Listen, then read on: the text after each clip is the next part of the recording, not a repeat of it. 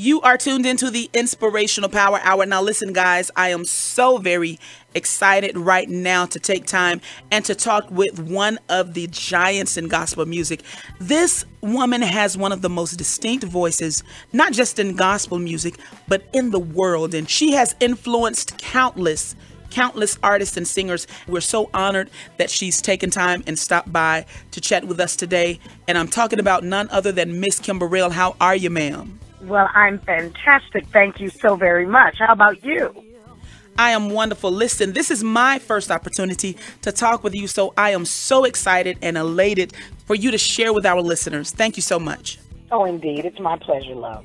Now, we are here to talk about new music, and of course, we're always so excited whenever we get new music from Kim Burrell, from the Grammy-nominated Stellar Award-winning artist, celebrated by many. We are just so excited to talk with you today.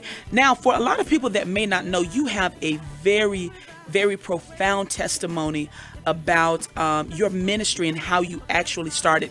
And I would love if you would share your testimony with our listeners.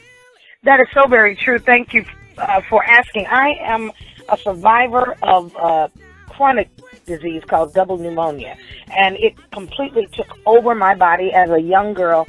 From ages 6 to age 14, my lungs collapsed every year for 8 years, and they sent me to the hospital. And after going to the hospital, they did everything that they could possibly do for a child, and then they ended up having to send me home with my parents. And the thing is, they didn't just send me home with parents, they sent me home with parents who prayed. And my parents prayed, and the Lord touched my body. I'll never forget, at age 14, my father's father, who has gone on to be with the Lord now, came into Houston. He's from New Orleans, and I saw that hand covered in blessed oil, and my grandfather laid his hands on me, and I promise to you, I have never suffered with that disease or anything close to it since that day. The Lord has been gracious. You know, Miss Kim, I am so glad that we serve a God who has the last say so. That is an amazing testimony. And because of that, you've been able to share your gift with the entire world, and you've been able to minister for so many years. You know, with a career such as yours, you've had the pleasure of standing on stages and ministering beside so many people. What has been one of the most memorable moments of your career? Oh, man, I must say, sharing time on stage, dedicating that song to Whitney has been one of the greatest highlights. I've been able to sing for the Pope at Yankee Stadium back in 2007. Well, over 65,000 people were there. But I think the highlight with Whitney has been the most for me because she was my sister, and it meant so much to pay homage to an icon and a woman, to show the world how another woman can celebrate another and be real and see it as a sisterhood, and I enjoyed that because of the world felt the love that I was able to share with her. Of course, we just passed the 4-year mark of her passing, and it's been quite an undertaking and almost an overtaking during the time of her loss, but the Lord has been kind to, strengthen us. But that has been like one of the highlights, and to assist her on the road in Germany when she was on tour, and being able to play that sister role, to pray and to help her get her shoes and clothes together, just having personal time. But if that is the question for me, what's been one of the greatest highlights, that is absolutely my answer. And that shows another side of you, Miss Kim, that we love and embrace. And in addition to being an artist, a singer, a songwriter, you are also a pastor. How do you balance it all? You know what? It gets tricky sometimes. It's all about proper scheduling, proper rest, and knowing when to say no to certain things and when to push forward on others. Saying yes to God to be the pastor of the Love and Liberty Fellowship Church has been the greatest yes I've done yet, the greatest agreement with God that I've made yet, because I get to touch people's lives personally, consistently, every single week. People who literally live on every word trusted by God through me. And it makes me be accountable. I'm favored of the Lord to have so many people to choose to come there and trust me as their leader. It means so much. We're 5 years old. Our church is growing. I've never been so excited in my life for how our departments are expanding, watching people come from being a member, afraid to even speak to people, to becoming leaders. That is the most important thing to me. It has been amazing.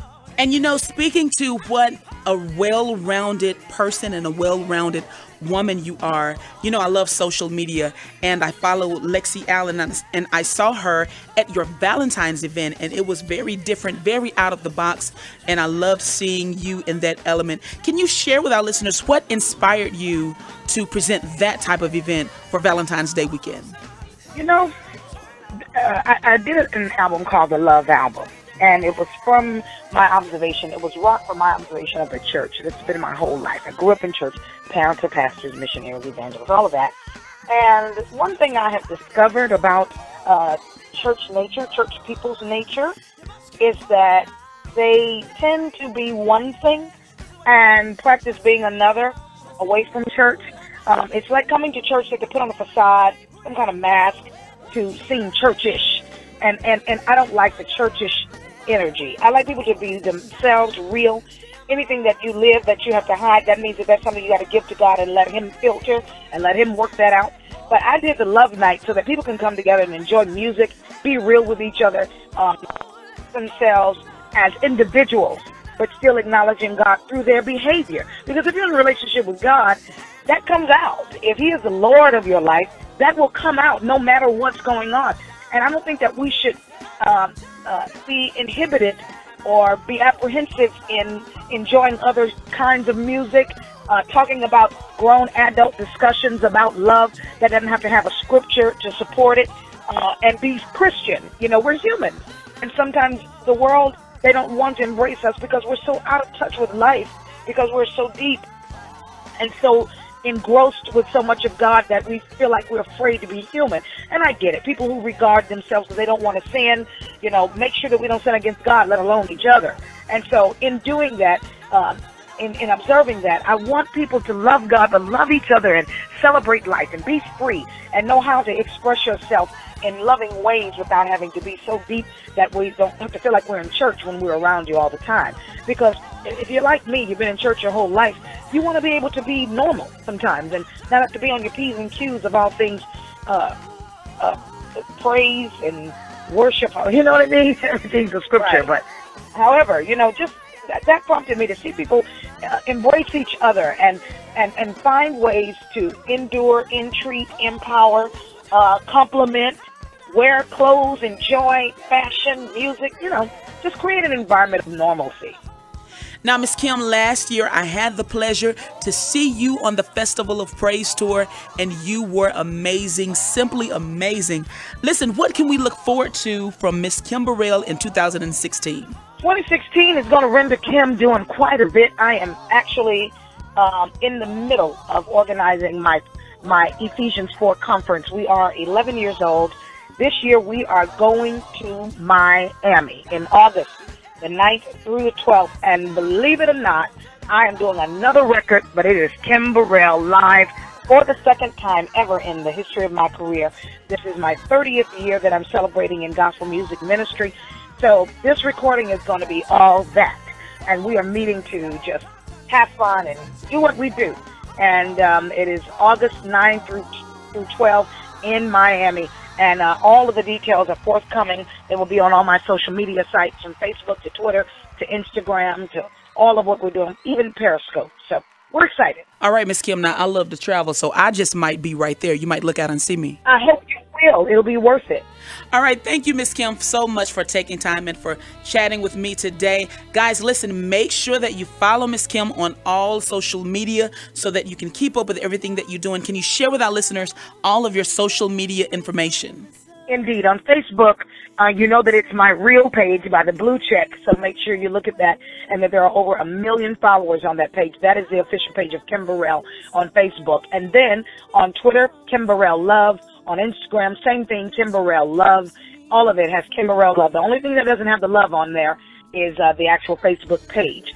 But follow me on all those, if you will. And of course, I'm doing a series of Facebook Live videos because I'm just getting in touch with all the ones who have committed to being a fan of Kim Burrell's. And I'm just appreciative, very thankful. Thank you so much. Guys, listen, we are about to take a listen to her single, Thank You, Jesus, right here on the Inspirational Power Hour. Thank you, Miss Kim. Thank you, darling.